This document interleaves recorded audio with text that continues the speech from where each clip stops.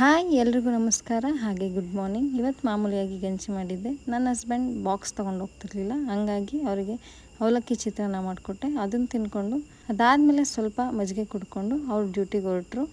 ಅದಾದಮೇಲೆ ಹುಡುಗರು ಎದ್ಬಿಟ್ಟು ಎಕ್ಸಸೈಸ್ ಎಲ್ಲ ಮುಗಿಸಿ ಅದಾದಮೇಲೆ ಸೈಕಲ್ ತುಳಿತಾಯಿದ್ರು. ಅದನ್ನು ನೋಡ್ಕೊಂಡು ವೀಡಿಯೋ ಮಾಡ್ಕೊಂಡು ಬಂದು ಅದಾದಮೇಲೆ ಬೆಳಿಗ್ಗೆ ತಿಂಡಿಗೆ ಪುಳಿಯೋಗರೆ ಮಾಡ್ತಿದ್ವಿ. ಅದ್ರ ಜೊತೆಗೆ ಕ್ಯಾರೆಟ್ ಬೀಟ್ರೂಟ್ ಇದ್ದು ಅದನ್ನು ತುರ್ಕೊಂಡು ಪಲ್ಯ ಮಾಡೋಣ ಅಂದ್ಬಿಟ್ಟು ಮಾಡ್ತಿದ್ವಿ. ಮೊದಲಿಗೆ ಪಲ್ಯ ಮಾಡೋಕ್ಕೆ ಹಸಿಮೆಣಸಿಕಾಯಿ, ಈರುಳ್ಳಿ, ಟೊಮೊಟೊ ಎಲ್ಲ ಕಟ್ ಮಾಡಿ ಇಟ್ಕೊಂಡು ಅದನ್ನೆಲ್ಲ ಒಗ್ಗರಣೆಗೆ ಹಾಕಿ ಇನ್ನೂ ತುರ್ಕೊಂಡಿರೋ ಕ್ಯಾರೆಟು ಬೀಟ್ರೂಟ್ ಹಾಕಿ ರುಚಿಗೆ ತಕ್ಕಷ್ಟು ಉಪ್ಪು ಹಾಕ್ಬಿಟ್ಟು ಬೇಯಕ್ಕೆ ಬಿಟ್ಟರೆ ಪಲ್ಯ ರೆಡಿ ಆಗುತ್ತೆ.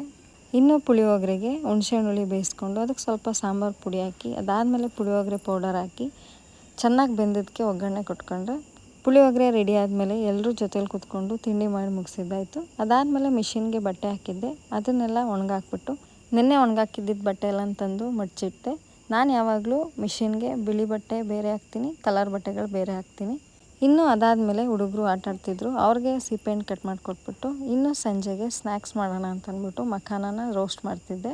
ಇದನ್ನು ಲಾಸ್ಟ್ ಟೈಮ್ ಥರ ಡ್ರೈ ಫ್ರೂಟ್ಸ್ ಎಲ್ಲ ಹಾಕಿ ಏನು ರೋಸ್ಟ್ ಮಾಡಿರಲಿಲ್ಲ, ತುಂಬ ಸಿಂಪಲ್ಲಾಗಿ ಪೆಪ್ಪರ್ ಪೌಡರು ಮತ್ತು ಸಾಲ್ಟ್ ಹಾಕಿ ರೋಸ್ಟ್ ಮಾಡಿದ್ದೆ.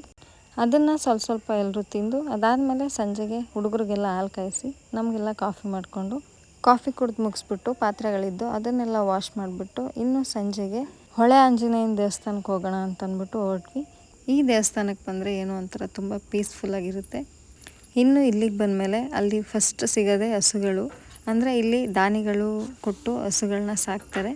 ಅಲ್ಲಿಂದ ಬಂದರೆ ದೇವ್ರ ಪೂಜೆ ಮಾಡ್ತಿದ್ರು, ಅಲ್ಲೇ ಸ್ವಲ್ಪ ಹೊತ್ತು ಕೂತಿದ್ದು ಪೂಜೆ ಎಲ್ಲ ಆದಮೇಲೆ ದೇವ್ರ ದರ್ಶನ ಎಲ್ಲ ಮುಗಿಸ್ಕೊಂಡು ಇಲ್ಲಿ ಪ್ರಸಾದ ಕೊಡ್ತಾರೆ. ಪ್ರಸಾದನೂ ತಿಂದ್ಕೊಂಡು ಅದಾದಮೇಲೆ ಮದ್ದೂರಲ್ಲಿರೋದ್ರಿಂದ ಇವಾಗ ಪ್ರೆಸೆಂಟು ಮೇ ಫಸ್ಟ್ ವೀಕೆಲ್ಲ ಮದ್ದೂರು ಜಾತ್ರೆ ನಡೆಯುತ್ತೆ, ಆಮೇಲೆ ಮದ್ದೂರಮ್ಮನ ಹಬ್ಬ ನಡೆಯುತ್ತೆ. ಹಂಗಾಗಿ ರೋಡ್ಗಳಲ್ಲೆಲ್ಲ ಮಾಡಿರೋ ಲೈಟಿಂಗ್ಸ್ ಅರೇಂಜ್ಮೆಂಟ್ ನೋಡ್ಕೊಂಡು ಹೋಗೋಣ ಅಂತ ಅಂದ್ಬಿಟ್ಟು ಲೈಟ್ ಅರೇಂಜ್ಮೆಂಟ್ ಎಲ್ಲ ನೋಡಿಕೊಂಡು ಅದಾದಮೇಲೆ ಗೋಬಿ ತೊಗೊಂಡು ಮನೆಗೆ ಹೋದ್ವಿ. ಅಲ್ಲಿ ಸ್ವಲ್ಪ ಪ್ರಸಾದ ತಿಂದು ಅದಾದಮೇಲೆ ಮಶ್ರೂಮ್ ಗೋಬಿ ಅಂತಂದಿದ್ದು ಅದನ್ನು ಸ್ವಲ್ಪ ತಿಂದಿದ್ದಕ್ಕೆ ಹೊಟ್ಟೆನೇ ಫಿಲ್ ಆದಂಗೆ ಆಯಿತು. ಈ ಸಲ ಮದ್ದೂರಮ್ಮನ ಜಾತ್ರೆ ಸ್ವಲ್ಪ ವಿಶೇಷವಾಗೇ ಇದೆ. ಯಾರಿಗೆಲ್ಲ ನೋಡಬೇಕು ಅಂತ ಅನಿಸುತ್ತೋ ಅವರು ಜಾತ್ರೆಗೆ ತಪ್ಪದೆ ಬಂದು ನೋಡಿ, ಚೆನ್ನಾಗಿರುತ್ತೆ. ಇನ್ನು ನನ್ನ ದಿನ ಹೀಗಿತ್ತು.